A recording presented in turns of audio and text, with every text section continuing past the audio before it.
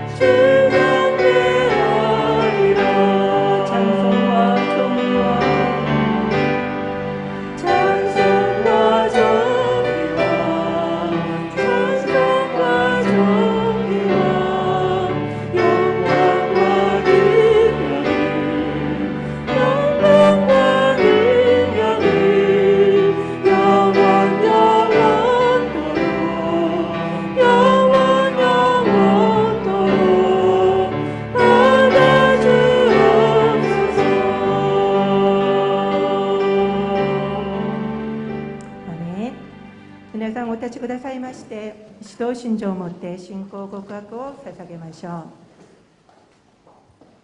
힘드신 분들은 앉아서 사도신경을 외워주시기 바랍니다. 指導信条。我は天地の作り主、全能の父なる神を信じ、我はその一人を、我らの主イエス・キリストを信じ、主は聖霊によりてやり、乙女マリアより生まれ、ポンテオ・ピラトのもとに苦しみを受け、十字架につけられ、死にて葬られ、読みに下り、三日目に死人のうちよりよみがえり、天に昇り、全能の父なる神の右に座したまえり、賢より来たりて、生ける者と死にたる者とを裁きたまわん。我は聖霊を信じ、聖なる行動の教会、生徒の交わり、罪の許し、体のよみがえり、とこしえの命を信じ。アーメン。おかけください。 만물을 창조하시고 섭리하시는 하나님께 감사와 영광을 돌립니다. 복된 주일 저희들을 부르셔서 주님의 베푸르신 은혜를 감사드리며 이 시간 일본어 예배부에 모여 하나님을 아버지라 부르며 살 수 있도록 부족한 죄인을 사랑해 주시는 종 감사합니다. 아직도 옛사람을 벗어버리지 못하고 하나님의 마음을 품기보다 세상 육신의 정욕대로 산 적이 얼마나 많은지요. 주님의 보혈로 씻어주시고 날마다 주님의 마음을 본받는 자로 세워주시기를 기도드립니다. 하나님 아버지, 어려운 때에 사역하시는 선교사님, 한 분 한 분 성령 충만하게 하시고 건강도 지켜주시고 말씀을 붙들고 일본 땅에서 복음을 전파할 때 주님이 함께하여 주시니 감사합니다. 우리들도 더욱더 일본을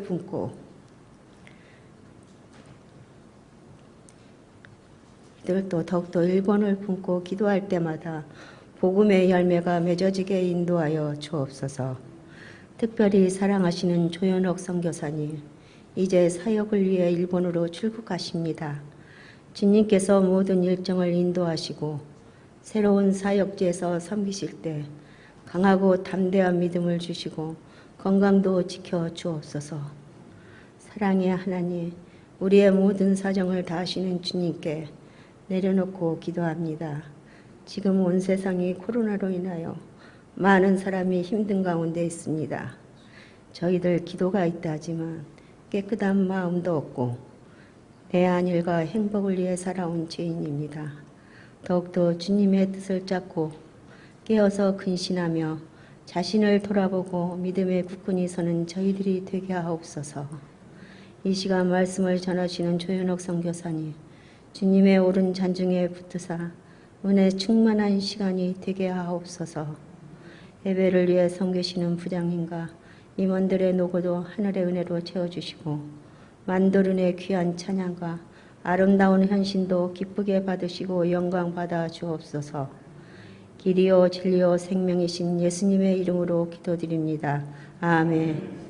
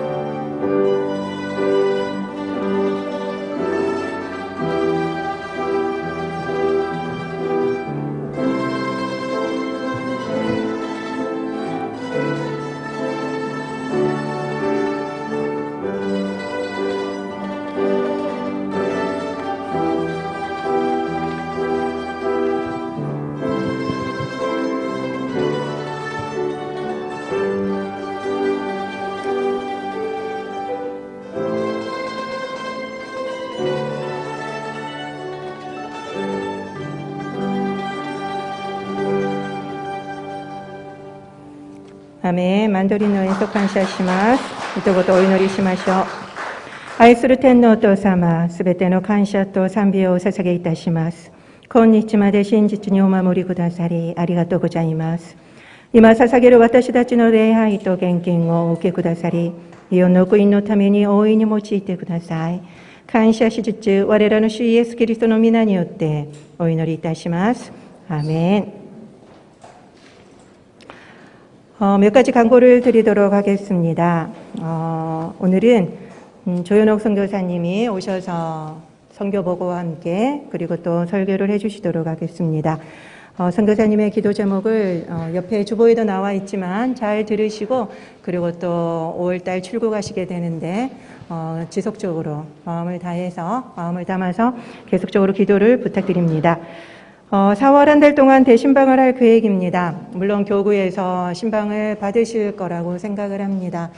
신방을 많이 해서 싫으신 분들은 없으실 거라고 생각 들어요. 그래서 1대1로만 하려고요. 보통 대신방을 하면은 그룹으로만 하셔서 제가 1대1로 얼굴을 대면해서 할 생각입니다. 그래서 줌이라든가 아니면 카카오로 영상으로 하든지 정 어려운 부득이하신 분들은 전화로 하겠지만요.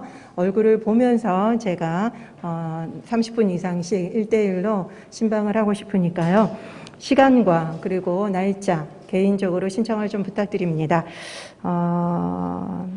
그리고 이복경 권사님, 홍금실 권사님 감사헌금 해주셨습니다. 오늘 간식은 이한나 권사님께서 준비해 주셨습니다.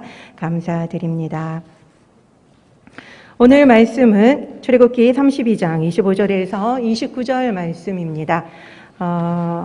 오늘은 한국어로 설교를 하기 때문에 조현옥 선교사님의 일본어는 탁월하신데 우리가 좀 더 많은 양을 듣고 싶어서 한국어로 부탁을 드렸습니다. 그래서 성경도 한국어로만 읽어드리도록 하겠습니다. 우리 교독할까요? 25절 제가 먼저 읽겠습니다. 모세가 본즉 백성이 방자하니 이는 아론이 그들을 방자하게 하여 원수에게 조롱거리가 되게 하였음이라. 이에 모세가 진문에 서서 이르되 누구든지 여호와의 편에 있는 자는 내게로 나오라 하매 레위 자손이 다 모여 그에게로 가는지라. 모세가 그들에게 이르되 이스라엘의 하나님 여호와께서 이렇게 말씀하시기를 너희는 각각 허리에 칼을 차고 진 이문에서 저 문까지 왕래하며 각 사람이 그 형제를 각 사람이 자기의 친구를 각 사람이 자기의 이웃을 죽이라 하셨느니라. 레위 사람이 모세의 말대로 행하매 이날에 백성 중에 3,000명 가량이 죽임을 당하니라. 다 같이 읽도록 하겠습니다. 모세가 이르되 각 사람이 자기의 아들과 자기의 형제를 쳤으니 오늘 여호와께 헌신하게 되었느니라. 그가 오늘 너희에게 복을 내리시리라. 아멘. 오늘 말씀의 제목은 저주에서 축복으로라는 말씀으로 조현옥 선교사님께서 설교해 주실 때 많은 은혜 받으시기를 바랍니다. 여러분 주님의 이름으로 여러분을 축복합니다. 샬롬. 자, 옆에 계신 분들과 샬롬이라고 인사 나눠주시기 바랍니다.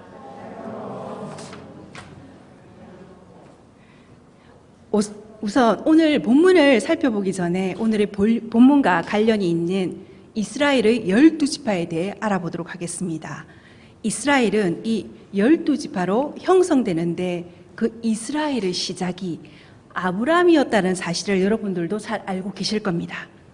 하나님께서는 자신이 택한 민족의 시조로 아브라함을 택하셨습니다. 그런데 왜 그를 택하셨는지 우리는 보통 알 수가 없습니다. 그의 아버지 데라가 이방신을 섬기는 자였고 그는 그런 가정에서 태어난, 그래서 어찌 보면 하나님이 택하신 민족의 시조로 삼기에는 한참 모자란 사람을 택하셨는데도 하나님께서는 우리들에게 납득할 만한 충분한 이유를 설명해 주시고 계시지 않습니다. 그런 아브라함에게 100세가 될 때까지 아들이 없었습니다. 그러나 여러분들도 잘 알다시피 이 사실은 참인 동시에 거짓이 됩니다. 왜냐하면 그 그에게 100세가 되어 이삭이 태어났을 때 이미 청소년기를 보내고 있던 이스마엘이라고 하는 아들이 있었기 때문입니다. 이런 사실을 잘 알고 있는 우리들은 그럼에도 아브라함이 100세에 자녀를 얻었다라고 말합니다. 그건 왜일까요? 그 이유를 로마서 9장은 이렇게 말하고 있습니다. 또한 아브라함의 씨가 다 그의 자녀가 아니라 오직 이삭으로부터 난 자라야 내 씨라 불리리라 하셨으니 곧 육신의 자녀가 하나님의 자녀가 아니요 오직 약속의 자녀가 씨로 여김을 받느니라. 약속의 말씀은 이것이니 명년 이때 내가 이르리니 사라에게 아들이 있으리라 하심이라. 이 말씀을 통해 우리가 알 수 있는 것은 장자가 틀림없는 이스마엘은 결국 약속의 자녀가 아니었다라는 사실입니다. 그리고 갈라디아서는 이 이스마엘을 약속의 자녀 이삭과 대비시켜 육체를 따라 난 자라고 말하고 있습니다. 그렇다면 성경이 이삭과 이스마엘의 탄생에 대해 우리에게 설명하고 있는 것은 무엇일까요? 바로 하나님의 선택에 대한 절대성이라고 할 수 있습니다. 그 아비의 기력의 시작인 장자 이스마엘에게 장자권이 주어진 것이 아니라 차자인 이삭에게 주어졌으므로 우리는 하등 거리낌 없이 아브라함은 100세에 비로소 자녀를 얻었다라고 말하고 있는 것입니다. 이때 이 말이 진실이라고 말할 수 있는 것은 바로 하나님의 택하심에 대한 절대성을 인정하고 있기 때문입니다. 이처럼 하나님의 택하심에는 모든 것을 이기는 힘이 있습니다. 다음 아브라함의 자녀, 유일한 약속의 자녀인 이삭에 대해 살펴보도록 하겠습니다. 그에게도 오랫동안 자녀가 없었습니다. 하지만 하나님의 약속이 이삭에게 있었기 때문에 하나님은 잊지 않으시고 늦은 나이에 쌍둥이 아들 에서와 야곱을 허락하십니다. 그리고 그 장자권은 첫 아들인 에서에게 있어야만 했습니다. 하지만 하나님께서는 장자로 택하신 아들은 유감스럽게도 에서가 아닌 둘째 아들 야곱에게 있었습니다. 그리고 성경은 불친절하게도 그 이유를 전혀 우리들에게 설명해 주고 있지 않습니다. 그렇다면 야곱이 하나님께 택하심을 얻을 만한 그런 사람이었을까요? 그런데 불행히도 그가 우리에게 보기에는 약속된 자녀가 되기엔 충분한 자격이 없는 사람 같아 보입니다. 성경은 야곱이 속이는 자라고 묘사하고 있습니다. 우리들은 에서가 팥죽 한 그릇에 장자권을 판 사람으로 알고 있습니다. 그는 하나님의 축복을 가볍게 여긴 것이죠. 그것은 하나님을 기쁘게 하지 못한 일이었습니다. 그러나 우리는 야곱 역시 속여서 아버지에게 장자권을 얻은 사람이라는 사실을 잘 알고 있습니다. 그건 역시 하나님을 실망시키는 일이었죠. 우리들은 하나님께서는 어떤 일의 결과뿐만 아니라 그 일을 이루시는 과정까지도 면밀히 보시며 그것을 제어, 달아보시는 분이라는 사실을 잘 알고 있습니다. 그렇기에 야곱 역시 에서와 다를 바 없이 하나님의 은혜를 잊기에 합당치 않은 사람이라는 결론에 도달하게 됩니다. 그럼에도 하나님께서는 놀랍게도 하등의 차이가 없어 보이는 두 사람 중 야곱을 약속의 자녀로 택하셨습니다. 그래서 제가 앞서 여러분께 하나님의 약속에 대한 절대성이라고 말씀드린 것입니다. 우리는 하나님의 택하심에 대해 적절한 이유나 답을 찾을 수 없을 때가 있습니다. 그러나 하나님의 택하심에는 우리들의 그 어떤 이유나 신념 그리고 도덕적 결론도 내려놓아야 할 만큼 강력한 힘이 있습니다. 그래서 그분의 택하심 앞에서 우리들의 언변이나 납득하고도 남을 만한 이유도 통하지 않게 됩니다. 그럼 이제 야곱의 자녀들을 살펴보도록 하겠습니다. 그에게는 12명의 자녀가 있었습니다. 그리고 이 12명의 자녀들에게서 비로소 이스라엘이라는 나라를 형성할 12지파가 탄생하게 됩니다. 바꿔 말하면 야곱의 12명의 아들들은 모두 약속의 자녀들이었다라는 것입니다. 그런데 이 12명의 아들의 탄생이 영 석연치 않습니다. 2명의 아내와 2명의 첩에게서 12명의 아들이 태어났을 뿐만 아니라 그 부인들의 질투와 남편의 차별로 이 12명의 아들들이 태어났다고 성경은 우리들에게 가르쳐주고 있기 때문입니다. 그런데도 하나님께서는 그 모든 것을 상관하지 않으시고 12명의 아들을 모두 약속의 자녀로 인정하셨습니다. 그리고 이것은 아브라함에게 약속하신 내가 너로 큰 민족을 이루어 주리라 라는 약속의 확정이 됩니다. 그리고 그 약속대로 이 12명의 아들들은 큰 무리를 이룰 정도로 각각 많은 자녀들을 낳게 됩니다. 우리들은 아브라함으로부터 이삭, 야곱, 그리고 그의 12명의 자녀까지 총 4대에 걸쳐 하나님의 약속에 대한 절대성을 살펴보았습니다. 하나님의 택하심에는 우리들이 이해할 수 없더라도 반드시 이루어지는 절대적인 힘이 있습니다. 그래서 그것이 때로는 도저히 납득할 수 없는 것이라 할지라도 아멘으로 밖에는 대답할 수 없는 무조건적인 대상이 됩니다. 이때 절대적이라는 말은 우리가 어떻게 반응하든 반드시 이루어진다라는 뜻입니다. 그리고 저와 여러분이 하나님의 자녀로 선택받았을 때 바로 이 약속의 절대성이 성취되었습니다. 여러분들 중 단 한 분이라도 자신이 하나님의 자녀가 될 수밖에 없었던 그리고 될 만한 충분한 이유를 단 한 가지라도 열거할 수 있는 분이 계신지요? 우리들이 만약 진정으로 약속의 자녀로서 구원을 얻었다면 그 이유를 단 한 가지도 말할 수 없을 겁니다. 왜냐하면 정말 단 한 가지도 없기 때문입니다. 그러나 우리들은 교회 다닌다는 말을 그 어느 때보다 하기 힘든 이 순간을 살면서도 자신이 하나님의 택하신 자녀임을 조금도 부정하지 않는 것은 나의 모든 부끄러움과 죄로 인한 무지몽매함이 하나님께서 약속을 이행하시는데 아무런 걸림돌이 되지 않는다는 사실을 잘 알고 있기 때문에 자신을 하나님의 자녀라고 고백할 수 있는 것이겠지요. 이처럼 하나님의 약속은 강력한 것입니다.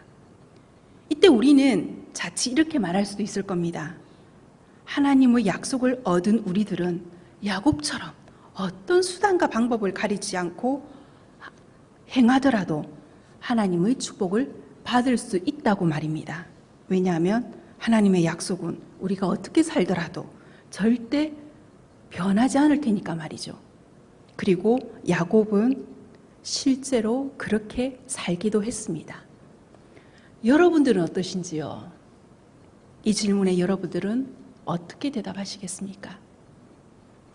여러분들은 성경 속에서 발견한 하나님이 때로는 너무나도 상반된 모습을 가지고 계시다고 여기시지는 않으시는지요?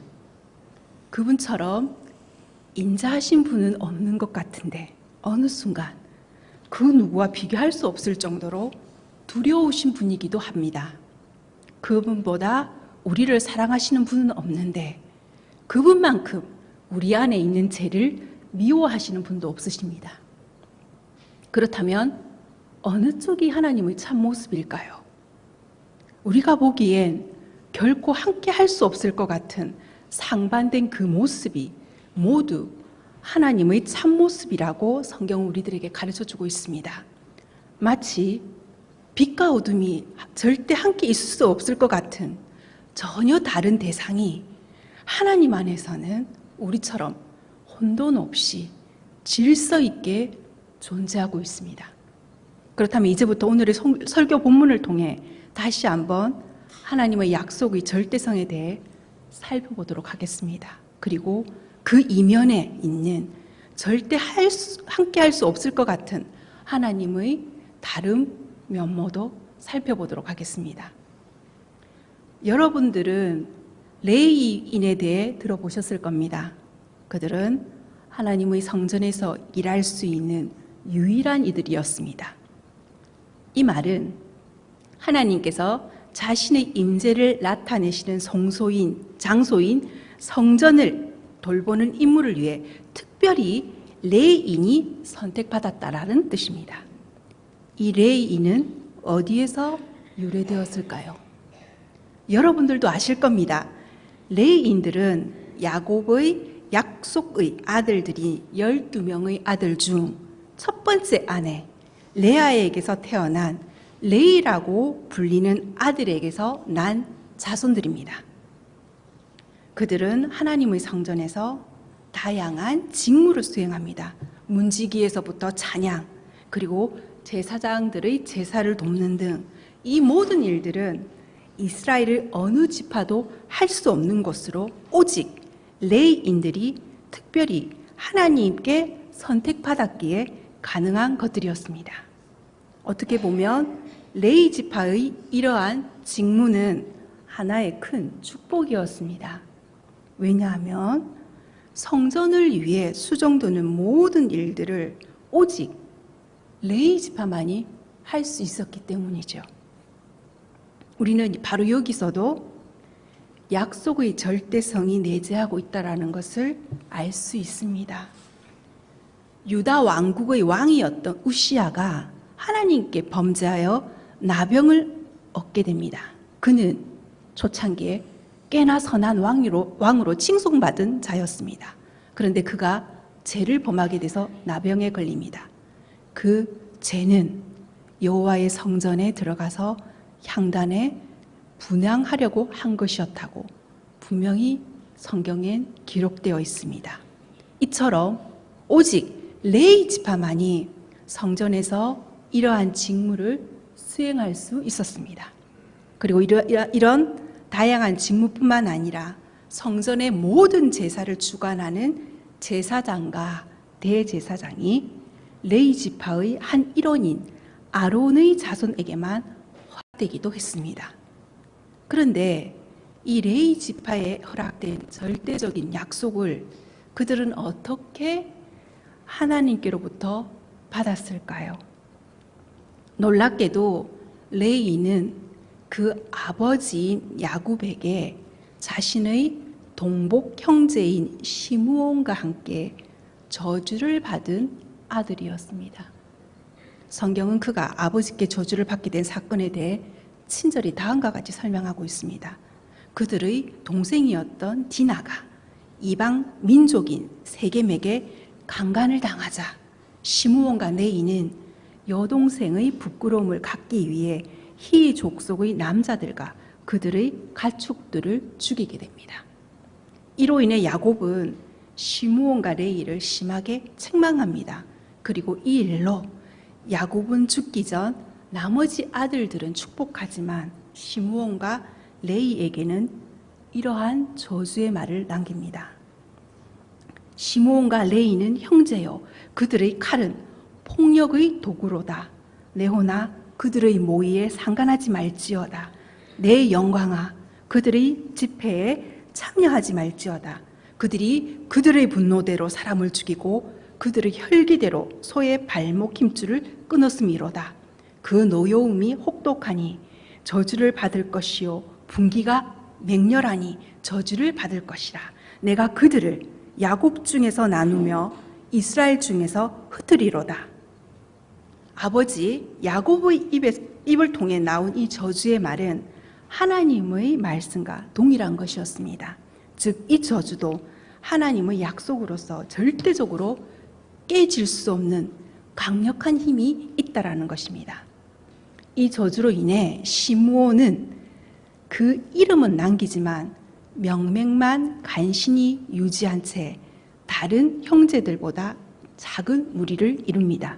그래서 가나안 땅을 얻을 때 유다 지파 안에 있는 얼마간의 땅을 기업으로 상속받으면서 나중에는 결국 유다 지파와 합병하게 됩니다. 그리고 모세가 죽기 전 이스라엘 백성들을 축복할 때 아버지 야곱의 척과 동침하여 장자권을 잃었던 르우벤조차 축복을 받지만 유일하게 시므온만 그 이름이 거론되지 않게 됩니다. 야곱과 모세의 저주처럼 한치의 오차도 없이 그들은 이스라엘 중에서 흩어진 것입니다. 그리고 레위 지파 역시 그 아버지의 저주처럼 야곱 중에서 나눠지며 이스라엘 중에서 흩어집니다. 그런데 그 모습이 시므온 지파와는 사뭇 다릅니다. 그들은 각각 지파를 대신하여 하나님께 제사 드리기 위해 흩어진 것입니다. 그 모습을 민수기 3장에서 이렇게 설명하고 있습니다. 여호와께서 모세에게 말씀하여 이르시되 보라, 내가 이스라엘 자손 중에서 레위인을 택하여 이스라엘 자손 중에 태를 열어 태어난 모든 마지를 대신하게 하였은즉 레위인은 내 것이라. 처음 태어난 자가 다 내 것이면 내가 애굽 땅에서 그 처음 태어난 자를 다 죽이던 날에 이스라엘의 처음 태어난 자는 사람이나 짐승을 다 거룩하게 구별하였음이니 그들은 내 것이 될 것임이니라. 나는 여호와이니라. 야곱의 약속은 하나님의 약속이었기에 성취되었습니다. 하지만 전혀 다른 이유로 나뉘어지며 흩어지리라는 약속은 성취되게 됩니다. 시므온은 저주를 끝내 저주로 그 약속이 성취되어 나중에 유다 지파에 흡수 합병됩니다. 그러나 레위 지파는 흩어지는 것이 도리어 축복이 된 겁니다. 저주가 축복으로 바뀐 놀랄만한 사건이 지금 일어난 겁니다. 그렇다면 우리는 의문을 가지게 됩니다. 어떠한 일이 레위에게 일어났기에 절대적인 하나님의 약속을 바꿀 수 있었던 것일까? 그 사건이 오늘의 본문입니다. 하나님의 계시를 받기 위해 시내산에 올라간 모세가 40일이 지나도록 내려오지 않고 있습니다. 적에게 둘러싸여 있고 먹을 것과 마실 것이 부족한 사막에 자신들을 이끌어내었던, 그리고 유일하게 하나님과 소통하였던 모세가 내려올 생각을 하고 있지 않는 것입니다. 이때 이스라엘인들은 생각합니다. 모세가 죽었구나. 그렇다면 우리들도 이 사막에서 죽겠구나. 절체절명의 때에 그들은 가장 손쉬운 방법을 택합니다. 모세의 친형인 아론을 찾아가 책임 추궁을 하는 것입니다. 이젠 죽은 뿐이니 우리를 위해 너희를 대신하여 우리를 인도할 신을 만들라. 그리고 아론 역시 가장 손쉬운 방법을 택합니다. 이스라엘 백성도 두려웠고 그 자신도 어찌할 바를 몰라 두려웠을 겁니다. 그래서 그는 그들의 요구대로 금송아지를 만들어 신으로 섬기며 축제를 벌여 그들의 요구대로 함께 즐거이 축제 가운데서 그들의 마음을 이루합니다. 축제가 한창일 때 시내산에서 내려온 모세가 그 모습을 보고 이들 가운데 서서 이렇게 외칩니다. 누구든지 여호와의 편에 서 있는 자는 내게로 와서 모이라. 이 말에 오직 레위 지파만이 반응합니다. 그리고 레위 지파는 모세에게로 모입니다. 이때 모세는 레위 지파에게 상당히 충격적인 명령을 하게 됩니다. 27절을 볼까요? 모세가 그들에게 이르되 이스라엘의 하나님 여호와께서 이렇게 말씀하시기를 너희는 각각 허리에 칼을 차고 진인문에서 저문까지 왕래하며 각 사람이 그 형제를, 각 사람이 자기의 친구를, 각 사람이 자기의 이웃을 죽이라 하셨느니라. 모세는 말하고 있습니다.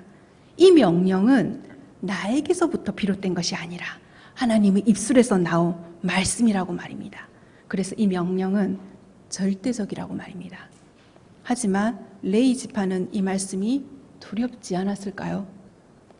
칼로 인해 저주를 받았던 레위의 자손인 그들에게 모세는 다시 칼을 들라고 말하고 있습니다. 그리고 칼로 죽일 상대는 이방 족속이 아닌 자신들의 이웃이라고 말하고 있습니다. 말 그대로 민족 상잔의 비극이 눈앞에 지금 펼쳐지고 지려하고 있습니다. 그런데 28절, 그들은 모세의 말대로 행하여 이날에 백성 중에 3,000명 가량이 죽임을 당하니라. 하나님의 명으로 레위 지파의 손에 의해 절대 일어나서는 안 될 비극이 일어났습니다. 그런데 그 결과 29절, 놀라운 말이 모세의 입에서 나옵니다. 각 사람이 자기의 아들과 자기의 형제를 쳤으니 오늘 여호와께 헌신하게 되었느니라. 그가 오늘 너희에게 복을 내리시리라. 이 축복으로 인해 레위 지파는 시므온 지파와 달리 하나님의 소유가 되어 하나님께 헌신하여 성전에 머물고 각 지파를 대신해 제사 지내기 위해 온 이스라엘 가운데 흩어지게 됩니다. 여러분들은 오늘의 본문 말씀이 도덕적으로 이해가 되시는지요? 아니, 우리들이 교회에서 체득한 믿음의 잣대로 보더라도 절대 납득할 수 없는 사건입니다. 그런데 이 사건이 축복이 되었다고 모세는 말하고 있습니다. 레위인들은 칼 들기를 거부할 수 있었습니다. 왜냐하면 어제까지 형제요, 친구요, 이웃이던 사람을 죽이는 것은 인간적으로도 믿음으로도 있을 수 없는 일이니까요. 그런데 레위인들은 모세의 말대로 칼을 들고 그들을 도륙하게 됩니다. 오해 없으시길 바랍니다. 제가 여러분들께 이 본문을 통해 말씀드리고 싶은 것은 살인을 비롯한 인간의 악한 행위를 옹호하고자 하는 것이 아닙니다. 단지 하나님의 말씀이 때로는 우리의 신념이나 도덕적인 관념과 완전히 다른 모습으로 계시될 수도 있다는 것을 말하고 싶은 것뿐입니다. 우리는 이웃을 사랑해야 합니다. 그래서 서로 돕습니다. 그런데 그 돕는다는 행위가 때로는 하나님의 계획이나 약속과는 상반되는 경우가 종종 있습니다. 만약 우리 지체 중 누군가 어려움에 빠진다면 우리는 그를 성심성 있고 도와야 합니다. 그리고 그것이 성경의 가르침이기도 합니다. 하지만 하나님께서는 우리를 연단시키시고 단련시키기 위해 어려움을 허락하시기도 합니다. 이 사실은 여러분들도 수긍하실 겁니다. 왜냐하면 성경에 그렇게 기록되어 있을 뿐만 아니라 어려움을 통과하며 우리들의 믿음이 성장하는 경험을 우리도 무수히 해왔기 때문입니다. 예를 들어 보겠습니다. 제가 물질을 허투루 사용하는 사람이라고 합시다. 그래서 하나님께서 저에게 물질을 규모 있게 사용하는 방법을 가르치시려고 하고 있습니다. 물질의 문제를 훈련하는 가장 좋은 방법은 무엇일까요? 물질의 어려움과 만나는 것입니다. 그래서 저에게 물질의 어려움을 허락했다고 합시다. 이때 여러분들이 저를 사랑하고 돕는 방법은 딱 하나입니다. 바로 제가 하나님의 연단을 속히 받아 물질을 하나님의 기뻐하시는 곳에 사용할 수 있는 지혜를 얻도록 격려하고 중보하는 것입니다. 그런데 우리들은 앞뒤 생각하지 않고 먼저 물질로 도우려고 합니다. 저는 물질로 돕는 것을 비난하고 있는 것이 아닙니다. 하지만 때로는 형제를 물질로 돕는 행위가 하나님의 생각이나 계획과 다를 때 일견 선한 것으로 보이는 돕는 그 행위가 도리어 하나님의 일을 방해하고 그 사람이 더디 성장하도록 할 수 있다는 것을 말하고 싶은 겁니다. 우리는 최고의 선이신 하나님을 알고 있는 이들입니다. 그러므로 우리들은 하나님의 말씀과 지혜로 최고의 선이 무엇인지 구별하여 내고 그것을 행해야 합니다. 그렇다면 최고의 선과 대비되는 것은 무엇일까요? 그건 말할 필요도 없이 최악입니다. 그렇다면 최고의 선을 무너뜨리는 것은 무엇일까요? 최악일까요? 그런데 이 최고의 선을 무너뜨리는 것은 거의 대부분 최악이 아닌 차선입니다. 우리들의 믿음이나 인성으로는 좀처럼 최악의 방법을 택하지는 않습니다. 그래도 우리들은 하나님을 믿는 자녀인데 믿는 자로서 최악을 택할 수는 없지요. 그렇지 않습니까? 그러나 차선을 택하기는 쉽습니다. 그렇거니 믿음도 물론이거니와 왜냐하면 세상도 무시할 수 없으니까요. 우리의 차선은 우리도 하나님도 믿음도 세상도 만족시킬 수 있을 것 같습니다. 물론 우리의 바람대로 그렇게 될 수도 있겠지요. 하지만 대부분의 경우 우리는 그 차선에 의해 무너집니다. 물론 그 당시에는 알 수가 없을지도 모릅니다.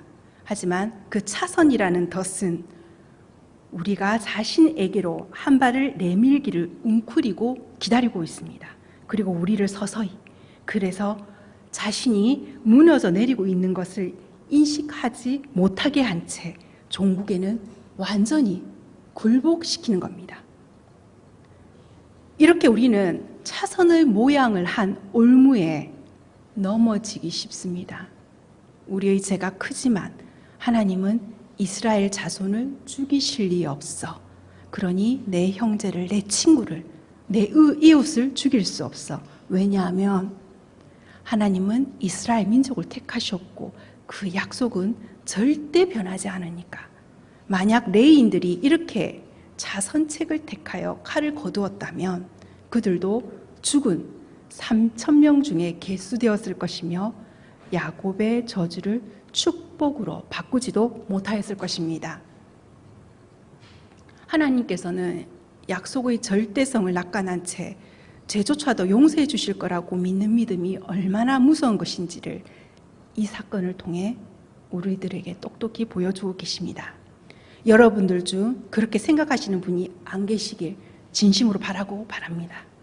만약 하나님께서 우리의 죄를 허용하시고 무조건적으로 용서해 주시는 분이라고 믿는 분이 계시다면 그것은 하나님의 죽음을 허무한 것으로 만드는 행위라는 사실을 기억해야 합니다.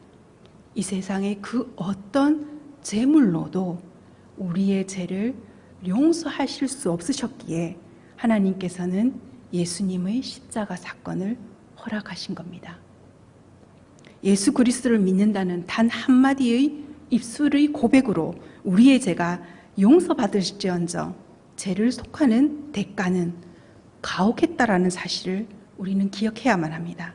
예수 그리스도를 믿음으로 하나님의 자녀가 될 수 있었던 단 한 가지 이유는 그 대가를 이미 예수님께서 십자가에 죽으시고 부활하심으로 대신 짊어져 주셨기 때문입니다.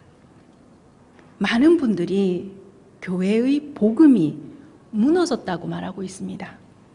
그런데 이러한 교회의 면면을 살펴보면 교회의 존재 이유인 복음을 무너뜨린 것은 소위 말하는 우리의 죄악이 아닌 복음적이라고 불리우는 것들에 의해 그렇게 되었다라는 것을 보게 됩니다.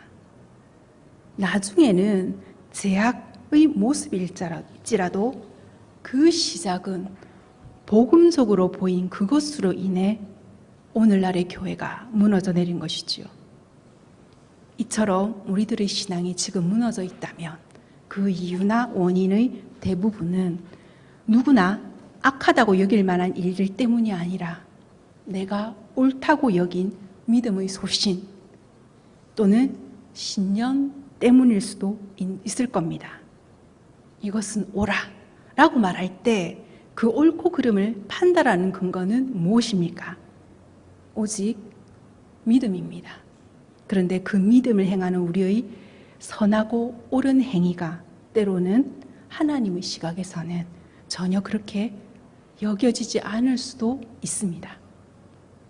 어쩌면 오늘의 말씀은 여러분들과 제가 지금껏 교회 안에서 복음적이라고 불리던, 그래서 옳다고 여긴 모든 것들에 대해 하나님께서도 그렇게 말씀하고 계신가를 다시 한번 확인하라고 하시는 하나님의 메시지일지도 모릅니다. 왜냐하면 우리들의 그러한 생각으로 행한 많은 일들로 인해 오늘날 하나님과 교회에 누가 되는 행동을 해왔기 때문입니다. 레위 자손이 자신들의 형제를 도륙했듯이 최선이 아닌 차선을 행하며 만족하고 복음이 아닌 복음적인 것들을 행하며 믿음의 행위를 다 하였다고 자만하는 내 안에 있는 잘못된 사고를 지금 완전히 도려내야 할지도 모릅니다. 그리고 그러한 것들을 도려낸 자 또는 도려낼 자를 모세는 하나님의 편에 서 있는 자라고 칭하고 있습니다. 하나님의 약속은 절대적입니다. 우리를 하나님의 약속으로부터 떼어낼 자는 아무도 없습니다. 하지만 오늘의 본문은 그 절대적인 약속의 이면도 보여주고 있습니다. 그 약속은 반드시 이루어지나 전혀 다른 모습으로 이루어질 수도 있다라는 것을 말입니다.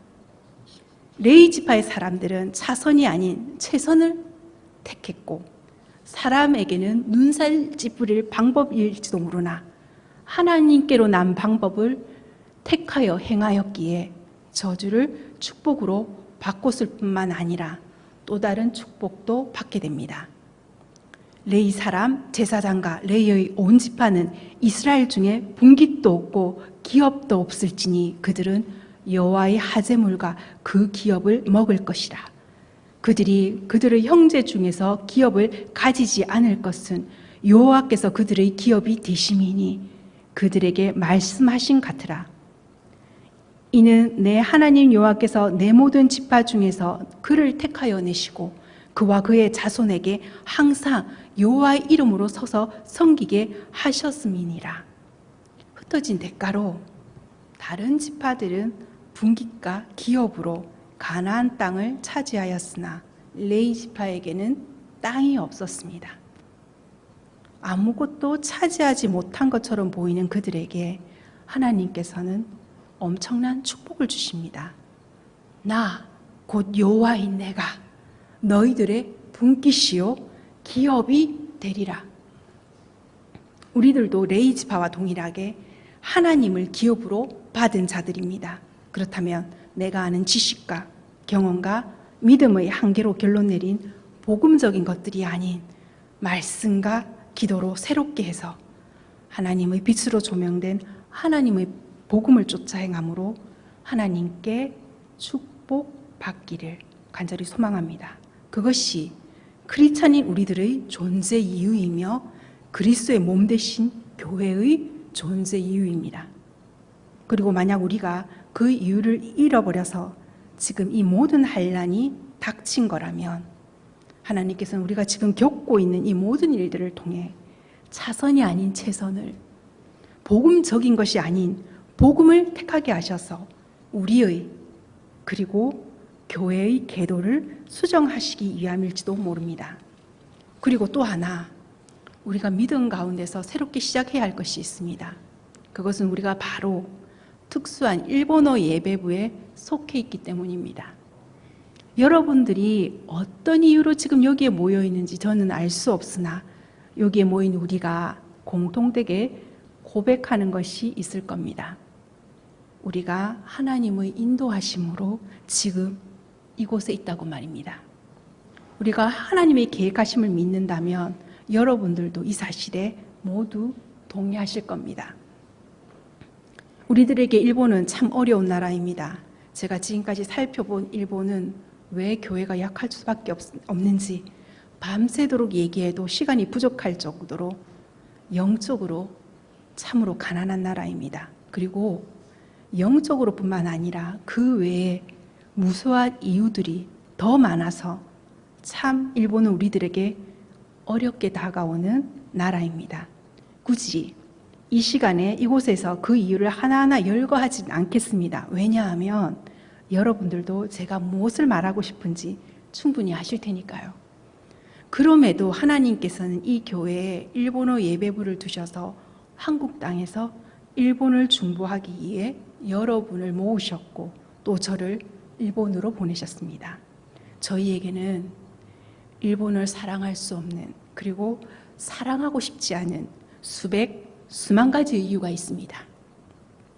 그리고 그 이유들 중 대부분이 우리가 보기에 충분히 합당하고 타당하며 심지어 복음적으로도 보이기까지 합니다. 그런데 말씀에 계시된 복음은 이렇게 말하고 있습니다. 여호와인 내가 너희를 사랑하듯 일본을 사랑한다. 이 사랑이 이곳에 일본의 예배부를 두신 이유이진 않을까요? 그렇다면 이 단 한 가지 이유로 인해 우리는 수만 가지의 이유를 도려내야 합니다. 왜냐하면 그것이 우리들의 존재 이유가 되기 때문입니다. 그리고 여기엔 하나님께 납득할 만한 이유를 요구해서는 안 됩니다. 왜냐하면 하나님의 말씀과 약속은 지금껏 살펴봤듯이 절대적이기 때문입니다. 우리들은 레위 지파가 그러했듯 칼집에서 칼을 뽑아 그 수만 가지 이유를 도력할 수도 있습니다. 아니면 레위 지파와 달리 여전히 내 생각이 옳다며 칼을 뽑는 행위에서 돌이킬 수도 있습니다. 이 선택은 우리의 몫이며 이 선택에 따라 하나님의 약속은 반드시 이루어지나 다른 양상으로 실현될 것입니다. 그렇다면 저와 여러분들은 과연 어떤 선택을 해야 할까요? 원하고 바라기는 우리 모두가 레위 지파가 그러했듯이 여기에 모인 한 분 한 분이 하나님의 편에 서 있는 자가 되기를 진심으로 소망합니다. 기도하겠습니다. 이러함으로 그들은 여전히 범죄하여 그의 기이한 일들을 믿지 아니하였으므로 하나님이 그들의 날들을 헛되이 보내게 하시며 그들의 횟수를 두려움으로 보내게 하셨도다. 이는 하나님께 향하는 그들의 마음이 정함이 없으며 그의 언약에 성실하지 아니하였음이로다. 그 옛날 시편 기자의 고백이 지금 우리의 고백이 됩니다. 험난한 세월을 보냈던 이스라엘처럼 지금 우리들도 그들과 별반 다를 바 없는 험난한 세월을 보내고 있습니다. 하지만 그들을 긍휼히 여겨주셔서 끝내 회복시켜 주셨듯이 지금 이 순간 우리에게도 하나님의 회복이 있길 소망합니다. 이 시간 우리들이 내가 옳게 여기던 것들을 행하며 살았던 모습이 있다면 깨닫게 하시고 돌이키게 하시며 그 길에서 떠나게 하옵소서. 그래서 이제는 내 삶의 최고가 되신 하나님 말을 따르기를 소망합니다. 지금 우리가 저주 가운데 있다면 주를 믿는 믿음으로 그 저주를 축복으로 바꾸는 저희가 되게 하옵소서. 그래서 온종일 주를 찬양하며 주를 송축하길 소망합니다. 살리시는 하나님의 영이 하나님이 택하심에 순종하며 기뻐하는 길을 가기를 작정하는 한 사람 한 사람에게 한량없이 부어지기를 소망하며 이 모든 말씀 예수 그리스도 이름으로 기도드립니다. 아멘.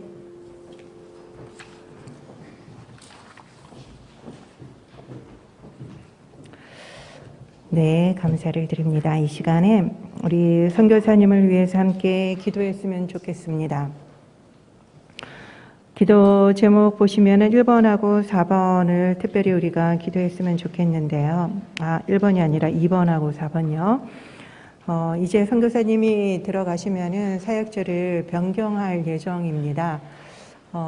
그래서 앞으로의 사역제가 순탄하게 잘 허락될 수 있도록 인도해 주시도록 기도를 부탁드리고, 그리고 5월 22일 날 출국하시죠, 선교사님?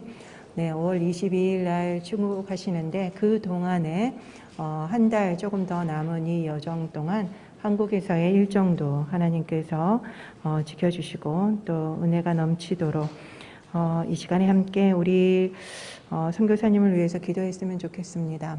제가 어제 그 베데스다인 재팬 그거를 봤는데 너무나도 가슴이 아팠던 것은 너무나도 약한 그 일본 개신교, 그렇게 참혹하게 박해 가운데 그들이 숨어서 신앙을 지켰더라고요. 그래서 프랑스에 성당이 세워졌을 때 몰래 찾아가서 내가 하나님을 믿는다고 그렇게 비밀리에 고백을 하는 그 일본인들의 그 뜨거운 신앙을 보면서 너무나도 신앙이 약하지만 그 가운데서도 하나님께서 그루터기를 남기셨고 지키시고 계심을 볼 수 있었습니다. 특별히 나이 많으신 한 일본 목사님이 우리가 그렇게 너무나도 박해를 많이 받았기 때문에 이 복음의 기쁨을 우리가 전할 능력을 잃었다, 그 말씀을 하시는데 기쁘지 않는 거예요. 교회를 다니는 게, 하나님을 믿는 게. 그렇지만 진짜 믿으면 기쁘겠지요. 그래서 이 시간에 우리 선교사님과 더불어 일본 땅을 위해서 기도했으면 좋겠습니다. 그 땅에 있는 모든 목회자들이 먼저 복음으로 기쁨을 회복하게 하시고 그 기쁨을 뜨겁게 전할 수 있도록 해달라고 우리 함께 기도하도록 하겠습니다. 하나님, 오늘 또 조현옥 선교사님 하나님의 부르심에 순종하며 일본에선 2기 사역도 그렇게 마치고 들어오셨습니다.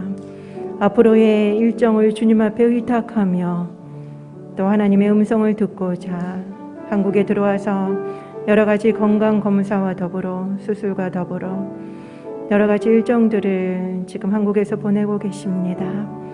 코로나로 인하여서 너무나도 많은 어려움이 있습니다. 복음을 증거하는 것이 어렵고 만나는 것이 어렵습니다. 예배를 드리는 것이 어렵습니다. 이 일정 가운데 이 모든 것도 하나님의 그 주권 아래 있음을 믿기에 하나님, 이 5월 22일 출국 전에 이 한국 땅에서 해야 될 것들을 또한 잘 할 수 있도록 도와주시고 특별히 앞으로의 그 사역지에 대한 인도하심을 구하고 있사오니 하나님 구체적으로 또 순적하게 인도하여 주시기를 간절히 소망합니다. 하나님, 그렇습니다. 우리가 보기에는 일본 땅이 너무나도 척박하고 영적으로도 너무나도 많이 눌려있고 그리고 또 너무나도 많은 박해 가운데 정말 그 기독교의 씨앗을 찾기가 너무나도 어렵다라고 우리는 함부로 이야기하고 판단합니다. 그렇지만 그 안에 하나님께서 그루터기를 남기시고 그 땅이 다시 부흥의 땅이 될 수 있도록 하나님께서 지키고 인도하고 보호하고 계심을 또한 느낍니다. 하나님, 그때까지 우리가 지치지 아니하고 하나님의 사랑과 하나님의 그 인내하심을 가지고 우리도 일본 땅을 위해서 기도하는 자들이 될 수 있도록 도와주시옵소서. 하나님, 특별히 너무나도 패배의식에 사로잡혀 있고 그리고 일본 땅 안에서 기독교인이라고 하는 것은 정말 어떻게 보면은 실력 있는 자들이 아니라 루저라고 하는 그런 생각들이 그들 가운데 너무나도 많이 있다라고 이야기합니다. 하나님, 그래서 가족 간에도 친척들 가운데서도 이지매를 당하고 배척을 당하고 있는 그런 상황 속에서도 그들이 믿음을 가지고 있습니다. 하나님, 이렇게 어렵게 믿음을 가지고 있는 그들 가운데 복음의 기쁨을 회복시켜 주시옵소서. 특별히 하나님 말씀을 증거하시는 모든 사역자들에게 주님이 함께하여 주셔서 성령으로 충만하게 기름 부어 주셔서 먼저 그들이 예수 그리스도를 인격적으로 만나게 하시고 이 복음이 주는 자유와 기쁨을 그들이 먼저 경험함으로 정말 전하지 않고서는 견딜 수 없는 마음을 그들이 먼저 경험할 수 있도록 인도하여 주시기를 간절히 소망합니다. 더 이상 숨어서 그리고 우리끼리의 그러한 예배가 아니라 이제는 담대하게 복음을 들고 나가 외칠 수 있는 그러한 열정들을 회복시켜 주시옵소서.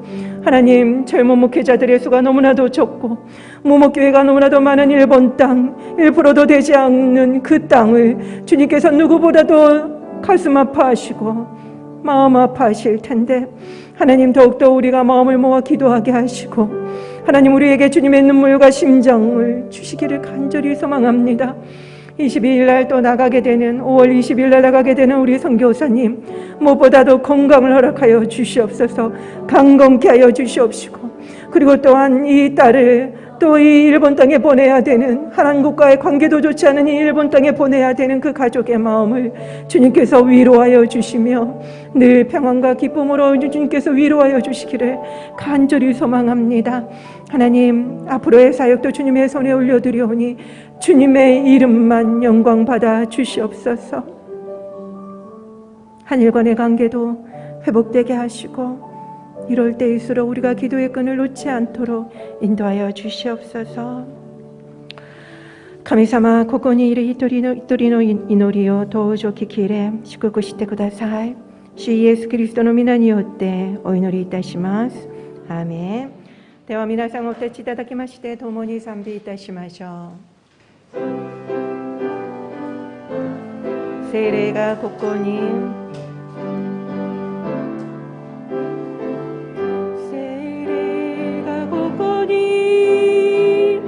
豊かに望み弱い私強くされ主の御国の希望を与え主のため誓わした主のため誓わした여호와는 내게 복을 주시고 너를 지키시기를 원하며 여호와는 그의 얼굴을 내게 비추사 은혜 베푸시기를 원하며 여호와는 그 얼굴을 내게로 향하여 드사 평강 주시기를 원하노라.主があなたを祝福しあなたを守られますように主が御顔をあなたに照らしあなたを恵まれますように主が御顔をあなたに向けあなたに平安を与えられますように。アーメン。